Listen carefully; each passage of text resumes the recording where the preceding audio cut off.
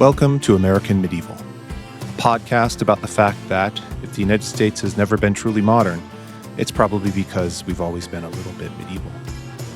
I'm your host, Professor Matthew Gabriel, and I've been researching, teaching, and talking about the Middle Ages, well, to anyone who will listen at least, for more than 3 decades. Each week on the show, we'll be joined by an expert scholar who'll share their fascination with, and sometimes their revulsion by, both the medieval world itself as well as the ways the historical period has been remembered and used right here in the USA.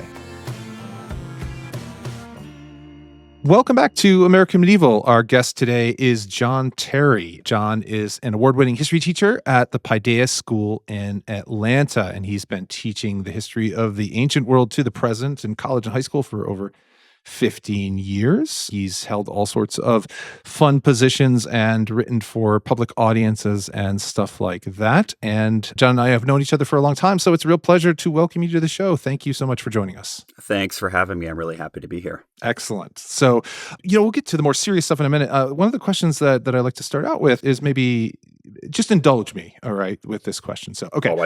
Always. Well, I wouldn't go that far. Within reason. Okay, fair. Yeah. That's a good qualifier. So, okay. Yeah.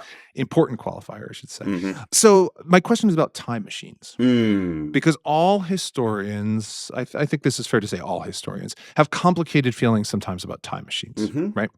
All right. But so for the moment, we have a time machine. Okay. All right. And John Terry in 2025 gets to go back in time and is talking to a childhood John Terry. Oh.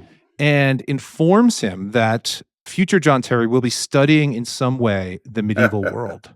What does young John Terry say? How does he react? Oh man. So in my head, you're going to ask the question of where would you go back to? So I was trying to think of what the most interesting response would be. Everybody thinks that. Everybody assumes that. So yeah. My students ask me that. Yeah. I always kind of have a canned answer that's qualified with, but only for an hour. And I don't want to drink the water or use the bathrooms. No. It's just vibes. Absolutely. Young John Terry, that's a really interesting question. I have in my possession on my fridge, the next room over, a magnet of very young John Terry. It's like a magnet photo thing that my grandmother had on her fridge for decades.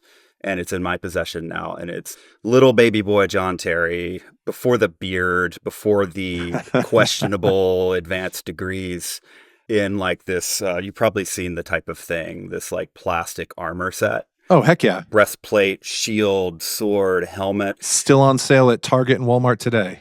Of course. Yeah. My kid, I'm sure, will be wearing one someday. But a couple things come to mind there. It's I'm lucky to be wearing all those pieces of armor at once because I'm the youngest of 5 and there was a lot of competition for them.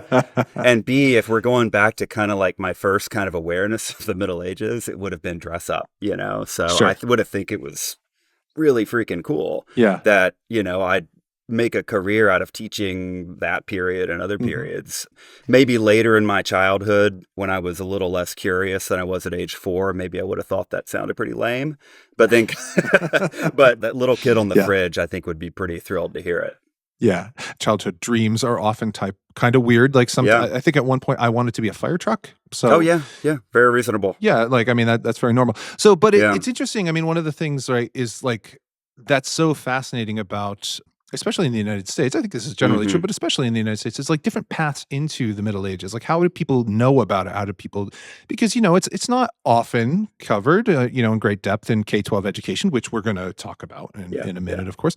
But what I'm hearing, right, is this kind of image of the Middle Ages as kind of knighthood or castles, and it's kind of cool and adventurous, right? And I think that's pretty common, right? I think for, young men especially. Yeah, definitely. It's a lot of vibes. And when I ask my kids, how do you know anything about the Middle Ages, which I will be doing on Wednesday next week. Okay. And what words come to mind and things like that. It's always stuff like that. It's always kind of a Eurocentric vibe, which is not surprising. Sure. It is what it is. And then we kind of dispel that.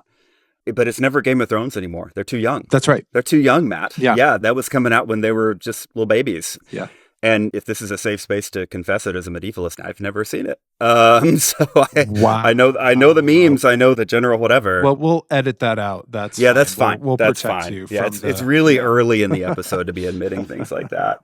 But yeah, that has disappeared from the list of like, how do you know Uh-huh. anything, which is really interesting. And I think a lot of that for current 14, 15-year-olds in Atlanta, Georgia is pretty decentered, maybe Mm, mirroring the shifting of like social media landscape since 10, 15 years ago. But yeah. anyway, Yeah, it's weird. I mean, like, you study this period, like there's always something kind of pop culture-y that oh yeah, for often, sure. not always, but often kind of brings people to the study of the Middle Ages when they're in our classrooms, Yeah. high school or college or whatever. And I've been around long enough. I mean, nobody can see my gray hair, but it's everywhere, man. Mine's coming in nice. Yeah. But it's I've seen waves, right? Like I'm old Yeah. enough to remember kind of Dan Brown and the Da Vinci Code Oh like yeah, sure. being kind of a big, and then there was Game of Thrones, of course, and then the Vikings TV show that was Yeah. big for a little while. So it's always something, and it's often video games too. So if it's decentered, because you teach, like, as you said, kind of 14 and 15-year-olds, like, Hmm. what is it that keeps them there? Like, Mm. there's all sorts of reasons students are in a classroom. Oftentimes it's like a requirement or something like Yeah, yeah. that, but something kind of keeps their interest. So, like, is there something that's in the 14 to 15-year-old zeitgeist? It's a great question. Please tell me about the youngs, is what The basically what youth, I'm saying. the So, youths. That's a really good question that like it's not fresh enough on my mind from teaching this a year ago, and it will be fresh on my mind soon. But I mean, you've written about Chapel Roan and mhm, sort of her like leaning all the way into neo-medievalism to sure, like really interesting effect. And there's not a single student I teach who hasn't at least heard of her. sure. But there's always, this is where sometimes I kind of wish I were lurking on TikTok to get a sense of like what kind of medieval shit is out there for their consumption. Yeah. And that would be a good question, I think, for a handful, like a subsection of some of my more interesting students in the near future. But honestly, I'm not sure. There's not like one Mhm. big cultural thing that's out there that can be a touchstone that features like dragons and people in veils and Yeah. intrigue and swords, right? I don't know of anything right now. Maybe you know better than I do, maybe. No, I don't, and, Yeah. you will have to be on TikTok at least a little bit to hear, Yeah. like, the clips of the show that will be on TikTok that will be shared about you at the very least. Maybe So this is my reason. this is the reason. There you Yeah. go. I'm never really looking for more reasons to be on social media, but here we are. No, there's, like, no reason Yeah. whatsoever. So it's just we're always searching for time to spend, on our phones, basically. 100%. So, and I feel great making a podcast contributing to this. Yes. So it's just like it's great in my soul. Anyway, about that, but about the Middle Ages too. Like, I think what you said at the very beginning about, like, and you dressing up, like a lot of it's vibes, it Yeah. seems, and that seems to be what's interesting now. And even like when I was younger, when I was playing with like medieval, like knight Legos Hmm. or things like that, or like finding stuff in the public For library, sure. like I have no idea like what it was that attracted Yeah. me to that. Like, but I think maybe that's something that's been a constant. And there's these eruptions, like we were talking about Dan Brown, Yeah. Game of Thrones, stuff like that kind of bring a lot more people in. Yeah. But there is like a kind of a constant hum, right? Yeah. Yeah, there is totally. And thinking back to childhood, I'm also thinking of those like wonderful, I think DK books that like kind of the how stuff made type stuff. Oh, sure. Yeah, yeah, yeah. I found in one from the 70s the other day in a bookshop about a like fictional Gothic cathedral that like walks through how all of these things are made. So thinking Yeah. about those little like nerdy touchstones from a childhood in books is really important for me. But I think a lot of my students, for them, it kind of depends on their level of consumption of certain Disney movies as well. The Sure. classics still, I mean, in certain households, the classics are still on repeat. Things like How to Train Your Dragon that kind of like get into this like little Yep. world building Yep. for kids. But again, like for older kids and young adults, there has been those big things of like each decade of this century so far with Dan Brown into Game of Thrones. And I'm not sure this decade really has that yet. Yeah. But I mean, I'm with you there, circling back to what you said about, the Dan Brown stuff. Like as I was, I guess, finishing college and starting my PhD, that's the reason I never wanted to say what I did to someone on a plane when they asked. It's like they were going to talk about the Vatican archives Yeah. for the next 3 Yeah. hours. And I'm not into that, So, but now I'm a little bit less, Yeah. I guess maybe because of that decentering and there's not like that one thing out there that I'm aware of, at least. It feels a little bit less risky, but it Sure. does offer an opportunity for other people to like do this kind of word dump of what they know, my students included, which is fun. It can be fun, at least. No, it's absolutely, I mean, those are oftentimes some of the most fun conversations, and like you were just saying, right? Like, they can happen in a classroom, or they can Hmm. happen, like, on an airplane, or, like, in a in a bar or something like that. It's just like you mentioned what you do, and then, like, somebody knows something, right? Yeah, Like, they do. they've been to Yeah, a Ren fair, they watched Game of Thrones back in the day, they've seen a cathedral, yeah, or even, like you were mentioning, like, the DK books, David Macaulay, like, yeah, his, like, 100%. cathedral, castle, stuff like that, like, Brilliant. those kinds of cross-section, super interesting things that I remember, like, lying on on the Hmm. shag carpet in my house, of course, because 'cause I'm that old, and just, like, staring at the detail, in there, and Yeah, just kind of poring over the little set pieces. And there yeah, was nothing kind of attractive to it, and then, like you said, like, then it's just kind of in the air with Disney, right? yeah, yeah. And I think that's a super interesting kind of element as well, is, like, we're consuming in this country oftentimes medieval, especially as young people, I should say, are Right. consuming medievalism without even realizing it. Oh, completely. And on the flip side of that, what's also interesting to me is movie stars that all of my kids know, all of my students know Timothée Chalamet. Does it have to be said like It it has has to be to be said said like like that? Yeah, yeah, that. yeah. Like Okay, it's fair not enough. real Yeah. Timothée Chalamet unless it's from the certain zip code he grew up or whatever. But I don't think any of them know that he was in that movie from a few years back, The King, Yeah. which I guess, gosh, it's been several years since I've seen it, but it struck me as including really brilliant moments of intrigue as well as battle scenes, which Mhm. it wasn't very cinematic and it was muddy and gory and gross and very shovey. And that's like pretty realistic. So I'm not sure like my average ninth grader or 11th and 12th grader, they know about him. They may be healthily obsessed with him. I'm not sure they know about that though. So there's just like this Yeah. kind of adjacent world where like actors will dip into the medieval and it's like for us, it's for the Mhm. grown-ups, you know what I mean? But it's not necessarily translating to them unless there's like a meme that emerges from it.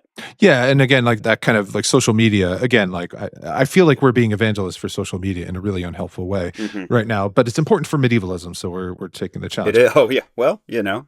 No, I mean, yeah, like, no, absolutely. It So, really is outreach. yeah, and then, like, the way that it can clip things, on Yeah, TikTok or, like, on Instagram Reels or something like that. So certainly. so if we could move just off of social media for a Sure. moment there. We'll So, be back. yeah, of course. I mean, like, is there anything else to talk about No. than what we've seen on our phones recently, or heard on our phones Oh, God. recently? And you can subscribe to this podcast on any of the major podcast platforms. Mash that like button. Mash, like, and subscribe. There you go. I feel so hollow having said that, but please do actually mash and like and subscribe. Anyway, but back into like towards the classroom is like, so you, Yeah. like, most scholars who work on the Middle Ages oftentimes work, or at least the popular perception of scholars, I should say, like, work at the college and university level. Yeah. You do not. So, like, how did that transition kind of work from you? Could you talk a little bit about kind of like what interested you in kind of teaching at that level? Yeah, that's a great question. Honestly, circumstance for one thing. When I finished my PhD, I kind of took one crack at the job market. And I think I recall one of my many brilliant Christmas gifts to my now wife that year was not applying to the directional school in a certain Great Plains state, right? So that's Sure. kind of where we were. Yeah. You have Yeah. to be really willing to do all these things, be willing to live anywhere, et cetera. And kind of in the life we were making together, we just really weren't. And so Yeah. that really obviously limits somebody whose job market is really narrowly defined. But emerging from grad school, I love teaching. I loved it since the very first section I was in charge of Mhm. in fall of 2009. There's something about it, the back and forth, the sometimes electricity, sometimes really like awful, awkward moments of silence that you're desperate to fill, but then over time learn to just let be. So I knew I loved that. And we were already moving to Atlanta, where I still live now. And my wife had been offered a job at a local school here. She's also a high school history teacher. We are super cute. So I put out some feelers for high school teaching because I kind of was getting to know that world a little bit. And we got lucky getting those jobs at the same time. And I was at my previous school for 8 years. My current school, this is my third year. And that transition was really interesting because you go from being like kind of the expert on that one topic your dissertation's on Yeah. Yeah. to, oh shit, I don't know what I'm doing at all. Like, yeah, you've taught some world history, but like most of my TA assignments and also courses I was an instructor for were like Eurocentric or Mediterranean Mhm. centric, which is great. And I loved it. But all of a sudden, you're tasked with teaching 11th graders world history from, 500 BC to present. So relying on senior colleagues who were super generous and helpful Yeah. things like that were crucial, but also like kind of looking back on that time. And this is also like kind of getting into advice for recent PhDs who are interested in doing this. Sure. Yeah. You may have had dreams of being the scholar, that you really wanted to be years ago or now. It's not very possible teaching high school. Like your days are full, but if you want to jump both feet first into it, it's a hugely rewarding career path.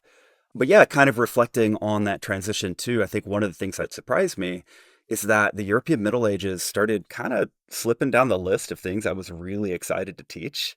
Like as I learned more and more about, yeah. I know, spicy. As I learned more and more about other cultures and societies, and even getting into the, we can edit this out, modern era. It's not called American Modern, John. Yeah. It's not the name of the podcast. I'll see myself out.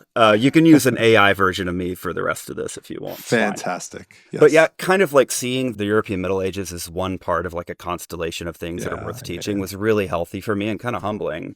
So at the previous school I was at, and I'll wrap up this kind of long autobiographical answer, I would teach the European Middle Ages for 2-3 weeks and move on. So it's like, oh shit, you got to make choices about this period. Yeah. That is kind of your reason for being in this job, right? It kind of gave you everything from the frustration to the passion for history. So that was a really weird thing to do and to learn. And within that, making choices and like, how deep do we want to go? And how much of my research do I want to fit in here for 10th graders? The answer is pretty much none, right? Yeah. So, and that was fine. It was just kind of a learning curve. But also thinking about where I currently am, I'm able to teach a lot more electives in my current job. I've taught a medieval Africa course 2 years in a row. I'm currently teaching a course on Rome and its afterlives. And we do a lot of short terms in January and May. So I've done a history of Jerusalem. I'm about to co-teach with an amazing colleague, Amy Manlapis. I'm about to co-teach a course on Vikings in January. So I'm kind of getting back the band back together a little bit with things that I really haven't taught in depth in about 12, 13 years. So really long way of saying it's rocky, but find those people when you transition from that career to that career. Find those people you can really rely on and kind of be honest about what you need in terms of lesson plans and advice. No, and I think that, we're kind of instilled oftentimes, those are, if you've had any experience kind of going through grad school, oftentimes instilled that this is a solitary pursuit, especially in the humanities, generally in history, specifically in medieval history, even more specifically. You might be in a program, you're the only medievalist there, right? Totally. Like, so it really quickly becomes, if you open your eyes, a community. And so I think that's really great, just kind of general advice for anybody who's interested in anything is like, just ask people, like rely upon expertise, ask questions, stuff like that. I send emails, I've been doing this 30 years, right? Like I send emails every day asking people like, hey, what about this source? What about this thing? Like, do you know where I could find out information on that? And people are generous and they respond. So, they really are. And they like to be asked. They like to be asked. Yeah. So, I love getting emails. No, let me condition that. I do not like getting all the emails that I get. So yeah. Certain emails. Yeah, certain emails. So I've been to enough meetings. Thank you. So I want to go back and then I want to transition to, because you mentioned kind of, I think this is something I'm really excited to talk to you about is the Middle Ages outside of Europe specifically. But going back, like if you can kind of dredge into your mind when you were talking about medieval Europe specifically, when you had to cover it in those 3 weeks, what did you often talk about? Like what were some of the highlights that you kind of pulled out? Do you remember kind of what students responded to? And then kind of this is a lot of questions, sorry. And then are there state standards that you have to kind of hit specifically related to the Middle Ages? It's a great question. I kind of work backwards. Yeah. So related to my previous answer, I never set out to be a high school history teacher for my career. Yes. It just kind of happened. And the way it happened was like, hey, I'm going to try this out and also direct deposit and health insurance, please, and see how it goes. So I wanted to try it out in a space where I didn't have to jump through the hoops of like getting a teacher's license and thinking about state standards too much, because that was a little bit beyond what I wanted to do at the time. So I've been kind of as an accident in the independent school since then.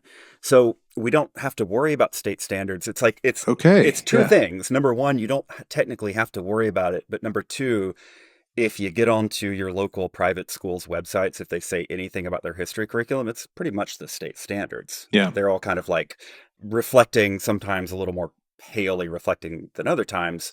And right now I'm at a school where autonomy of teachers is really valued, which has a couple of, good and bad sides to it sometimes. Sure. But in general, people are kind of teaching to those standards without knowing it because Mm-hmm. standards are so broad. If you want a thrilling bedtime reading, Google your state standards, download the PDF, and see what it says about like your field of study. It's simultaneously heartening maybe to find it there at all, Mm-hmm. if you're fortunate, but then really horrifying. It's like 3 bullet points that kind of end in an increasingly vague way. So you can get to it any way you want.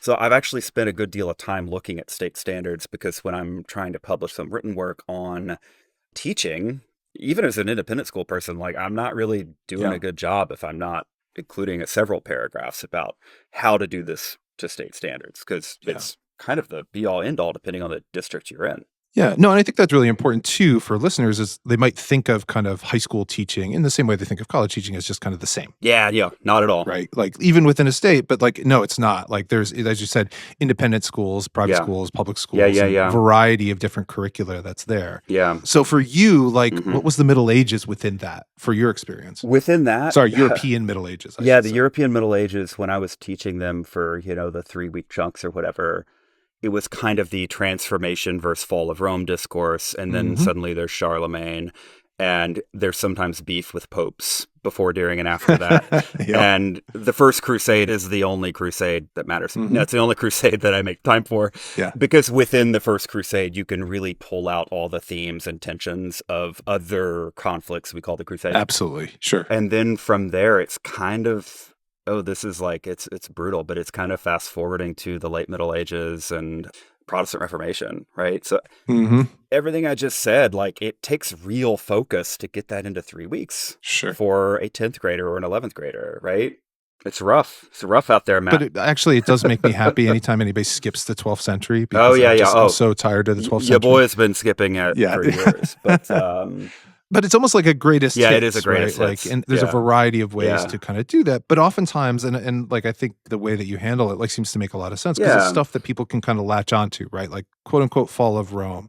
Charlemagne, another guy, First Crusade, Black Death, Protestant Reformation. Like those are the big highlights. So well, they are things that some students have heard of. They are great laboratories for thinking about systems and patterns and how humans are messy. But also a few years ago, in a kind of clarifying moment during online COVID teaching in the spring of 2020, I'm struggling with like, what am I doing with these Zoom classes? And then I kind of landed on the fact that like, hey, what are the time periods that I have left to cover that actually, if more people knew about them, the world would be a little better, might even potentially save lives if people understood the history of religious tension and religious violence. So if you kind of break it down as like a triage system of like, hey, I've got until December 15th, what emerges here as what I consider to be indispensable information? And if your answer to that is everything, keep asking yourself that question because you have 3 total hours of class time. I struggle with this every time I teach my intro course, which is a medieval survey. So I have a whole semester to talk about the Middle Ages, but it's always the things I know something about that are the most difficult lectures to give, right? Definitely. Like, on the 12th century, right? Like, or the expansion of trade networks in the late Middle Ages. Like, I know exactly an hour and 15 minutes worth of material on that. That's it. Like, famously, there's no more new research on that period. So you're literally good. You don't none. have to worry about it. Exactly. I can talk about it and then like maybe I can extemporaneous if a student has a question for 5 minutes after that. Otherwise, like then I'm like, I got to go. I got another meeting. Have a great day. So I mean, that right there is the tension of teaching things that we know a lot about or teaching things that we're always learning more about. Because like every time, like in my Rome seminar, I've got this plan and I had all the students sign up for Pass and Perfect with Sarah Bond and many other excellent scholars. And it's like, well, crap, why did I do that? Because every other week they're dropping stuff that I want to include in my curriculum. Like I really shot myself in the foot here. So the more you learn, it's like, well, where can I fit this in? And then you have to ask yourself, like, is it truly worth it? Because at the end of the day, you do have this set amount of time. Yeah. But I mean, I think there's a value too, right? In always conveying that excitement about studying the past. I'm not trying to say learning is bad. Just want to clarify for your listeners. Okay. All right. Thank you. Learning is great. Learning is great. Okay. All right. That's my hot take. Actually, it reminds me take. a little bit. I think a few years ago, you posted an anonymous course eval about like reading is great or learning is great, but yeah, learning is great, but he made me do it. Mm-hmm. Yeah. I sometimes apologize to my students for making them learn in school. They love that. It gets a laugh every time. It gets a laugh every time. Dad jokes. Yep. Dad jokes go a long way oftentimes in the classroom. So I come by it honest now. I got a toddler in the house. That's right. That's right. So yeah, you're entering your dad era. Absolutely. Excellent. So to go back though, so sure. Now you're teaching different things, like you said, and I'm really interested, especially you mentioned kind of medieval Africa, but also kind of the idea of the Middle Ages kind of outside of Europe. Now, before we do that, I think we should say the term's kind of fraught applying medieval to areas outside of Europe.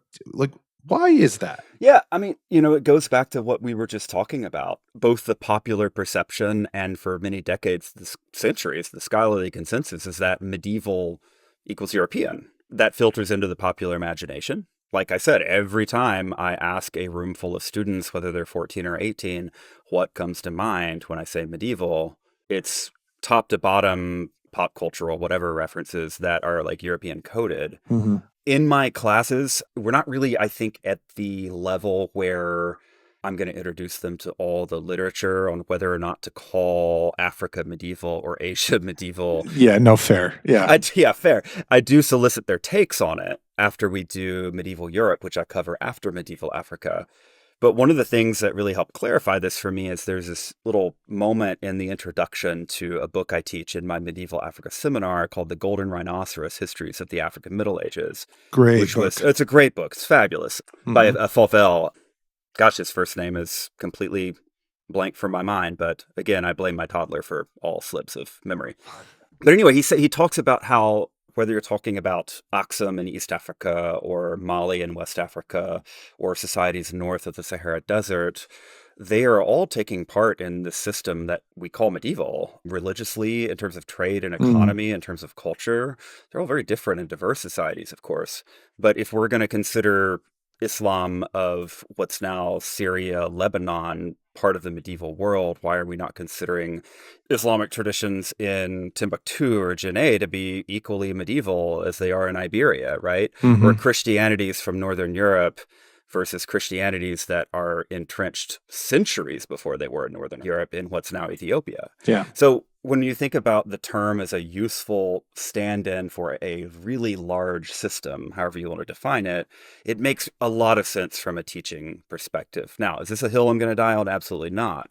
But as a teacher who's trying to break things down for teenagers, it's really, really useful. Yeah. Yeah. I think that's something that all teachers kind of realize along the way, right? Is that you talk about the same material different ways to different audiences. Yeah, totally. Right? Like as you were saying, if you're talking about Aksum or Mali or something like that, these civilizations of sub-Saharan Africa, you're just going to do it differently in a grad seminar as opposed to even an upper level undergraduate seminar as opposed to an intro course as opposed to a high school. And I think that's fine. You're not telling lies or anything like that. It's just but people need a baseline in order to understand it. If it's a framework that helps them understand, then I think that does a certain amount of work, right? Absolutely right. Now, with my 11th and 12th graders, we can get into critiques of those terms in a way that I'm not going to do with my 9th graders. It's not that some of them aren't fully capable, but as groups, it's not I think, pedagogically appropriate. But at the end of the day, it's periodization. This is always fraught. We're always publishing on this. We're always talking about this. I'm not going to spend a month with my 11th and 12th graders talking about the perils of periodization. It's worth talking about and being aware of. Yeah. But at the end of the day, I've got until 10:15 and then it's an assembly. Yeah. So we need to have words that save time, frankly. Yeah, there's always a rush. There's always a bell or something like that. Yeah. But could we back up for a second too? Because I think many readers, this might be the first time they're hearing about kind of Aksum and Mali. Sure, Can you just generally give us a sense of kind of what we're talking about when we're talking about kind of quote unquote medieval Africa? Absolutely. So I'll kind of answer this and another question maybe at the same time, which is why start your medieval unit with Africa? The reason I do that is because I've just taught my students a lot of religious literacy, especially ancient Judaism, Christianity, and Islam. And the African continent contains the places where those religions go outside of their kind of original homelands. The soonest. Yeah. The Kingdom of Aksum, alternatively spelled Axum or Aksum, is roughly in what's now modern-day Ethiopia and East Africa. King Izana of Aksum is putting crosses on his coins by like the 350s, right? I mean, that's not really even a symbol that is being adopted in the Roman world yet in a mainstream context. Not in any way, yeah. Various kingdoms that will later constitute the Kingdom of Mali in West Africa are becoming Islamic by the late 900s and early 1000s, which when you think about the geographic scope between the Arabian Peninsula, between North Africa and West Africa, it's relatively swift. So it makes perfect sense to me to talk about the places where these religions that we associate so deeply with a medieval system, where do they go outside of their kind of original homelands? Yeah. And the answer in a lot of cases is Africa. And even when we think about various medieval Jewish diasporas, the Cairo Geniza of the 1100s and 1200s, absolutely, and other centuries, I'm sure, is a rich source of information about Jewish life in Cairo in the kind of the Central Middle Ages. These are communities that are deeply embedded in their city-states and their kingdoms and their empires for centuries before even parts of Europe start to Christianize or become Islamic, or before Jewish communities start turning up. So it makes perfect chronological sense for me to engage that geography and that chronology in that religious medieval system for my students. Yeah, that's one of the things that's always interesting to talk to students about, because they do come with oftentimes these Eurocentric, and not conscious necessarily, but Eurocentric. It's not their fault. It's not their fault. It's what's taught to them. But even just introducing the idea of permeability, which is a term I just really kind of love, that David and I talked about in the Bright Ages, but I talked about with teaching beforehand, is just the idea that people did move, right? Yes. Because, I mean, that's another preconception about the medieval world generally, is that everything was stable, static, transportation kind of collapsed. And that's just not true. Yep. Right. Correct. So, because we are talking about vast distances between kind of the Kingdom of Mali and the Arabian Peninsula, let alone kind of Baghdad or points further east for the Islamic world. And then Aksum, like you said, versus, London or points north of there in England or in Scandinavia. That's a long way. Yeah, a little figurine of the Buddha showing up in a Viking burial. That happens for the same reason that we find Venetian glass in Great Zimbabwe in southern Africa, because these are items that are in demand, and they're the logistical processes to bring them to those places. And that's right. People can possess these things from many reasons, all the way from religious devotion to, I think it's cool and I want to be buried with it, right? Yeah. So they're getting to these places for the same reasons. And in many ways, this period that people popularly associated with a great slowing down and closing off, we actually see an acceleration of trade for reasons that I'm not an expert enough to get into, but it's something that's really exciting to teach students. And I'm lucky to have, colleagues at my current school who do that much better than I do. Yeah. When objects move, people move with them. Yeah, right? certainly. So you saw, as I'm sure you've been following, is, archaeological discoveries in Northern England in the 5th and 6th century, right? Like people of West African descent, just buried, parts of the community, not ostracized, certainly not of a subservient status by anything that we could tell.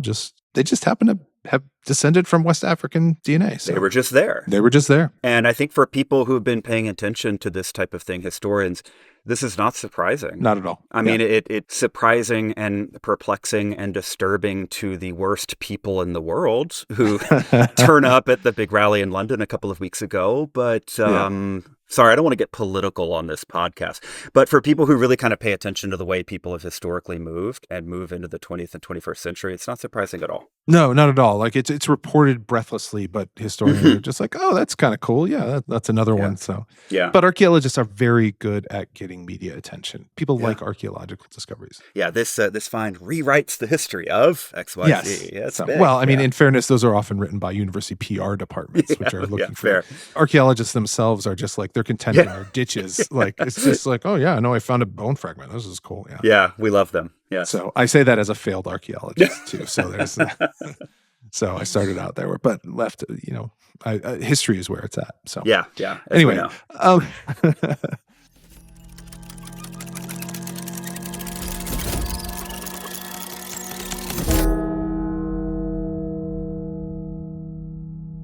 Thanks for listening to American Medieval. But hey, also check out another podcast from Multitude. Simple and Clean is a podcast about the video game franchise Kingdom Hearts, hosted by Misha Stanton and Mayana Baron and friends. They talk about the plot, of course, characters, world building, music, fashion, the fan base, and societal impact of a thing that by all means probably shouldn't even exist. Never heard of Kingdom Hearts? That's fine. They're here to break it down for you, explain why they love it, and hopefully convince you that this weird little story deserves a place in your heart. Be a weirdo along with us and listen to new episodes every Sunday. Now back to the show.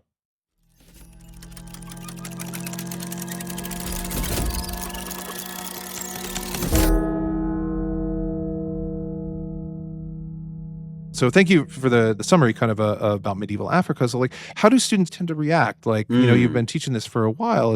And then there's attentiveness to other places outside of Europe within this medieval context. Like, do they think about it kind of comparatively with Europe, or are they just kind of interested in it for, not for its own right, but just kind of like letting it stand on its own? Yeah. Part of it is how I frame it, right? Sure. Starting that big medieval unit with like, free ride on what you think of, that kind of stuff. So they get to do their own kind of personal myth busting. And then within that, we get to think about like what their preconceptions about Africa in the past are. And I try to like cultivate like a pretty like open discussion about this stuff as we go. So it's kind of, it's hard for them to compare them to European analogies until we get to that part of the unit. Sure. But by the time we finish that unit, kind of the long arc of it ends typically in December, where I have a project where they're globalizing European medieval cathedrals and thinking about their materiality, everything from saints' relics, which we could do a whole podcast on how weird that is to teach to a 15-year-old, but relics to manuscripts to precious stones and precious metals, and trying to research like where these things ultimately came from. So like these are simultaneously intensely local and intensely global spaces. So by the time they get to that, they don't really take much convincing. I guess partly because we've centered the map well outside of Europe, and then we've kind of moved that way because of chronology and the kind of themes that we're chasing down. So it's really fun because by the end of that, we look back at our lists, which I keep in these journals and on my shelf that they write in. And, we think about like, okay, what do you do with this knowledge now? Like you're a very different person than you were on like October 23rd or whatever. What are you going to do about it now? How are you going to use it to like inform the way you look at the world? And I think part of what those discussions yield to me is like a willingness of young people to get outside themselves. And especially like my students who adhere to a Christian tradition in Atlanta, to think about why that tradition exists. Is it the only tradition that's worthwhile within Christianity even? My Ethiopian students, I don't have to convince them at all of any of this because they're like, we know. Yeah. But for the vast majority, I guess, of my students, it really helps them think outside of their self by thinking out way outside of Europe. And by including Europe in that constellation, I think that's actually really helpful to me as a teacher. I'm not really interested in excluding Europe because it's somehow Eurocentric to teach Europe. Like, sorry, but like it's part of this world, but it is part of this world that has centers of power and economy and culture. Yeah. And it's one or several pieces of that, as opposed to the center from which all civilization is emanating, which is like kind of the textbook version of what I grew up with. The subtle ways that we can, as teachers, do that really heavy work just by the way that we present the material. Like you said, like just starting outside of Europe when you're talking about the Middle Ages shows that there were other places that were going on, right? Like even if you just, flip that and worked from Europe outwards, then you're still doing the work of saying like, okay, the Middle Ages are really here, but there's interesting comparisons elsewhere. Yeah. But moving in, like, or not in, but like moving back to Europe at the end, showing how everything else is kind of functioning in Europe is in some ways reacting to that, or can be seen as reacting to that, I think can do really interesting work, right? Yeah, and connecting this back to the state standards conversation, I mean, I haven't looked it up in all 50 states and plus U.S. territories, but like, I think my boy Ibn Battuta is probably in all of them because he's just singular as a travel writer from the 14th century. So if you're kind of tied to that as a state standard, man, what a great opportunity to get inland a little bit. He goes to coastal areas of Africa. These are connected to Great Zimbabwe. They're connected to other places. Compare how he experiences those places with how he experiences Spain and Eastern Europe. And the conclusion is that, like, there's no one center of everything anywhere he goes. Everywhere he goes, he complains a little bit about the food and the manners and the weird customs and how people dress. And he's a little bit of a diva and would have done very well on TikTok. But the point is like kind of decentering the Middle Ages by centering non-European places that ought to be centered for all the reasons we've discussed is, man, it's a lot more fun way to teach for me, at least. Yeah, no, I haven't read Ibn Battuta in such a while, but, like, it's all kind of flooding back, like, how bitchy he really Oh, he's kind so of bitchy. is. Yeah, Like, yeah, he's yeah. just yeah, he's just like, "Oh, the food's kinda weird," and like, "Oh, I Yeah. don't like where I stayed," and like, "Oh, I Yeah. gotta keep going," and the locals are weird. He's just Yeah. Everything smells weird. everything smells weird. He's like such a yeah. Yeah. Yeah, yeah, Yeah, he yeah. could absolutely have, like, an Instagram or a TikTok, like, this kinda travel thing. Yeah, and he's being put up by a sultan for 6 months and, like, Exactly. Yeah. accumulating a couple of wives along the way, right? It's fine. But students actually pick up on this. They like, "Hey, yeah, this is what we do. Like, I've complained about the food on vacation with my parents." Yeah. And even, like, some of my students that, like, come from wealthier backgrounds, they become really self-aware of it. It's like, "Oh, yeah, this dude is complaining in ways that are very familiar to me." And I find that to be a lot of fun. Yeah. No, that's fun. One of the things that's always fun about kind of teaching too, and I'm curious about your experience at your level too, is those sources because there's such a we're so fortunate to have so many of these sources Mhm. translated into Yeah. English available for us in the United Yep. States to be able to give them to students. Like, do they respond well to them when you give it to them Oh, generally? usually after a while, right? Okay, takes a little bit Takes a minute, yeah. because they're weird, right? Like for first glance, yeah. They're weird, and I'm thinking about my ninth graders right now when I think about Hmm. weird times with primary sources. I kick off the whole year spending a lot of time with Roman foundation myths because I find it to be a just brilliant laboratory for figuring out what a primary source is. What does it mean when somebody's writing about something 700 years later? And oh, by the way, it Yeah. never happened.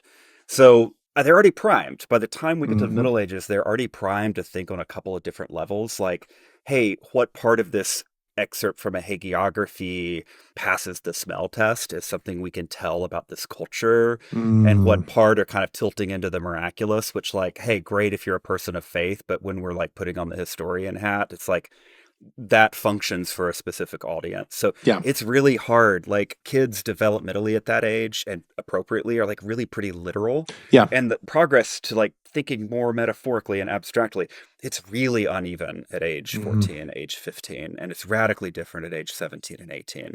Sure. I can't really remember this in my own development, but I'm experiencing that every Yeah. day with them. I think we still struggle, right? Because there's Yeah, oh, also definitely. Yeah. like because we're always conditioned, like at every level, especially with history, is that history is a record of things that happened. Yeah, things that happened. Yes. Right. And so, like, with you were saying miracles, and that immediately, like, all in my Yeah. introductory Yeah. courses or even my upper level, like, oftentimes I want to know, like, did the miracle happen? Yeah. And just trying to get them to think, like, well, that's a separate question and we can put that over here. But, like, what is the miracle doing in the story and why is it Yeah. there and what is Who's it it telling for? us? Was it for? Right. Like, that's a different level of Yeah. understanding that once they get there, like, oh man, they're Mhm. into it. So, Yeah. So thinking about miracle stories and hagiography and relics, like we mhm. talked about, Yeah, like, it's weird and fun, but it can be really frustrating as a teacher because, like, I absolutely. get it, I understand it, and I don't understand always how to explain it to this age group. There's no great analogy from our No. lives that can explain this. Like, it's like, yeah, they're superheroes, these saints, sure, but like, there's no analogy that would exist that like helps us really understand that. Like, you're not going to your local comic book store that has the finger bone of Wolverine and it cured your aunt of cancer, right? Yeah. How do you explain that, right? Like, it's just impossible. The finger bone of Wolverine cured your aunt of Well, cancer. yeah, plus the nail. That's yeah, well, yeah, yeah. Yeah, that's your soundbite, Matt. There you go. Yeah, So yeah, you just have to get in it and ask them questions, yeah. get them in little groups, generate questions that we can answer together, because there's no point A to point B. There's not going to be a direct No. line. That's going to be a struggle. And I'm sure you find it with your students who are like, allegedly adults. It's really hard. Sure, yeah, but I think they're conditioned to kind of think of history despite the work of lots of history teachers who are doing kind of this work, like they're just kind of being bombarded culturally. And then I think like, I teach at a primarily engineering school. And so Sure. like my introductory course is a gen ed requirement. So I get a lot of people who are not. Yeah. You're ministering to the STEM kids. It's part of your ministry. I am. Yeah. I'm actually listening to them and asking them what they think. So which they do appreciate and they seem to Yeah. come back for Good. more. But again, just like idea about information delivery. I mean, I read a really dumb op-ed piece today. You don't say. Yeah, like basically AI is going to replace teachers, Oh, but the whole Jesus. premise was, again, just like the idea that teachers are simply information delivery and Yeah. you can ask AI for Yeah. information, which you can't because AI is often wrong. Let's be Yeah. clear about that. Yeah. But that's not actually what teachers do, right? Right. Like the difference between knowledge creation and information delivery is the gulf is vast. Yeah. It's the former, the knowledge creation that we're really trying to do. I will sit down, you will sit down and walk them through a hagiography and explain the context, the narrative choices, the allusions to previous text, the biblical references, why they're there and why, they're talking about. You will be, I'm sure, familiar with this, is one of the sources I always love to teach, and I teach it every year in my intro course, is Felix's Life of Guthlac. Yeah. Oh, man. The Welsh-speaking demons. I love it. Yeah, the demons who are carting people off to hell. Yeah. But like, there's also this one little thing which students get hung up on, and it's so great to walk them through it, which is that they keep talking about the desert. Oh, yeah, the desert. Yeah. The desert in East Anglia, in the marshes, literally the swamp of East Anglia. And just trying to get them to think about, like, okay, they're living in a swamp. It's very clear they're living in a swamp. They talk about the swamp and how wet it is and how buggy it is all the time, but they keep saying desert. Why are they saying desert, guys? Yeah. They're like, oh yeah, no, maybe it's like a metaphor. It's like, okay, keep going. Keep It's going, like, keep no, going. You're yeah, almost keep there. going. Yeah, you're almost there. It's like, oh, it's a reference. Does it sound like any other sources we've read? It's just like, oh yeah, this other stuff. So those are the types of things that I think, regardless of the level, right, that teachers can kind of do. Yeah. And at the same time, like, I know that they're currently in an English class, right? I know they know what a metaphor is. Yep. But that question that you said, some variation of what does it remind you of? Man, that's gold right there. That is a go-to question if there ever was one, especially like in your case, when you've covered the desert mothers and fathers. And it's like, well, what do you do when you don't have a desert, right? You make one. And sometimes maybe you insist that, like, hey, this is actually worse than the desert because of the bugs. So like, it's effective. I mean, fair. Yeah, honestly. Yeah, the swamps of the fens, man. Yeah. Yeah, not great. So it's a brilliant source. I'm glad to hear that you teach it and they get a lot out of it.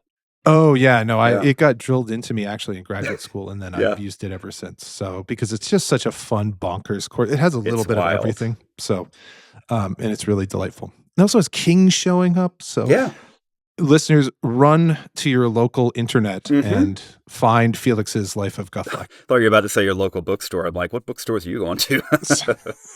Sir, not where I live. Same. Girl, same. Yeah.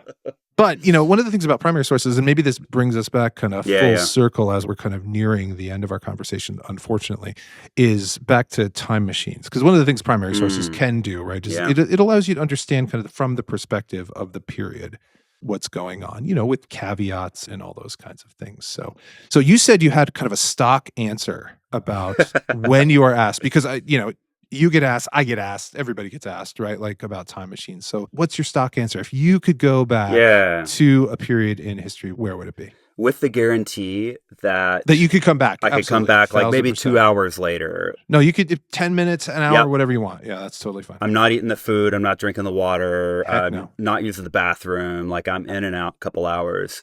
I should narrow this down to a specific year or date or moment, but it would be probably early 1500s Venice. Oh, just to feel the vibes and see the colors and check out the shipbuilding and hear all the different languages and see what buildings that I'm a little bit familiar with now look like back then.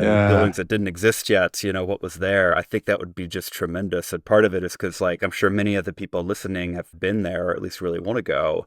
And the enchantment you can experience just getting off the main drag, especially when it's not the peak of the tourist season. It's nothing quite like it. Just kind of wandering the back streets, And part of it, too, I love being in spaces that feel medieval. Like, a city center of York, for example, is just one of the most medieval feeling cities on earth when it comes to the European Middle Ages. But like experiencing Venice at kind of its height, the full power of that empire, and feeling what it would be in the imperial center, I think that'd be pretty phenomenal. Yeah. it's such a really interesting answer too, because it defies so many expectations about the medieval / kind of early modern world, because it's a city awash in color. Yeah. It's a city abounding, as you said, in different languages. Yep. It's a city abounding in people who look very different from one another, right? Because it's the center kind of the Mediterranean world, and a world actually even beyond that, right? Extending all the way into Asia, like down into Africa. Oriented outwards toward away from Europe. Yeah. Yes, absolutely. Like, and just to see like that this was vibrant. And not to say, of course, like I always have to say this caveat, not that there weren't lots of terrible things. Yeah. And there weren't terrible people, I'm sure, in early 1500s Venice. But at the same time, like, this was normal. Like, nobody thought it was super weird. Like, absolutely, other people might come to Venice and say like, oh, this is not the place that I live. But like, it was expected that this world was interconnected in this way. Yeah, absolutely. Yeah. It's tremendously exciting to think about. So do you ever ask students where they would go if they had a time machine? I don't. I'm always curious. And, I'm teaching my intro class soon, so I feel like I should. Yeah, you should. Part of it for my kids is I'm a little worried that I'd have to do too much explaining as to why that's not the place you want to go. It's like, I want to go back to ancient Rome. It's like, well, okay, what are you talking in the, couple thousand years? And it's like, like before there were emperors. It's like, how much before? Because that century before was, you don't want to be there. That's not great. And if you're a young woman giving me that answer, it's like, there's probably no time or place anywhere that you may want to be in ancient Rome, because you're about to learn about this deeply patriarchal system. So it's tricky with my age group, I think. Yeah. Like, I just, if there's an answer that's like, ooh, and maybe half the class gets why it's that way. Yeah. But I might, maybe once we're nearly done with the year, that would be a pretty great. I'm big on check-in questions. All my students know, like, they feel like they're owed a check-in question. If I don't give them one, it's like I've violated their human rights, basically. But that would be a great one for March, April, I think. Yeah, you'd have to, like, I'm thinking about this now. Like, you're absolutely right. Like, just kind of putting it out there, I think, would be bad pedagogy, is what it would be. Yeah, going blind. Yeah, just going blind. And then you'd spend the entire semester saying, like, no, that's a bad idea. Yeah. Just tell the students they're wrong. No, you're wrong. That's a bad idea. Nobody Here's wins. But maybe you could kind of caveat it. It's not just like you're safe. You could just be there for an hour, but like you're invisible. Like you're looking through glass or something like that. There's no danger to you. There's no danger. So absolutely. Yeah. Yeah. I think that would be the only condition by which I would ever consider doing a time machine. Like, I have no desire. I've been studying the past my entire life, but like, I like the present. So yeah, I mean, the present is. I don't like all the present. It's not great, but like, we still have vaccines for now, and I like vaccines. Vaccines are good. Air conditioning, absolutely. and Netflix. Like, I mean, come on, indoor plumbing. These are triumphs of human progress. I don't want to do without them for more than a couple hours. Are you kidding? I'm very delicate, Matt. Just to bring things totally full circle, Please. We have social media nowadays. We do. Oh, yeah. Thank God. Who could live without that? Who could live without that? Yeah. So on that note, I think we are just about out of time, but this has been a lot of fun. Thank you so much for joining me, John. Total pleasure. If anybody ever wants to find you online or ask you a question or anything like that, where might they be able to do so? Yeah, I'm most online on Blue Sky at John T.R. Terry. That's probably the only place that I really post anything other than super cute baby pictures, which is a private Instagram account. So, hit me up on Blue Sky. There you go. Excellent. Yeah. So find John on Blue Sky. And thank you again for joining us. And thank you, everyone, for listening. Please join us again next week, and we'll be talking about more American medieval. Thanks, John. Bye. Thanks for listening to this episode of American Medieval, proud member of the Multitude Podcast Collective. I'm your host, Professor Matthew Gabriel, and this episode was edited by Julia Schiffini. The theme song to American Medieval is from the song Sleeping Bags by OTE. If you'd like to support the show, get ad-free episodes, be inscribed into the Book of Life for being a kind and generous soul, and get some other neat bonus stuff, please visit us at patreon.com/American Medieval. Thanks again for listening. See you all soon.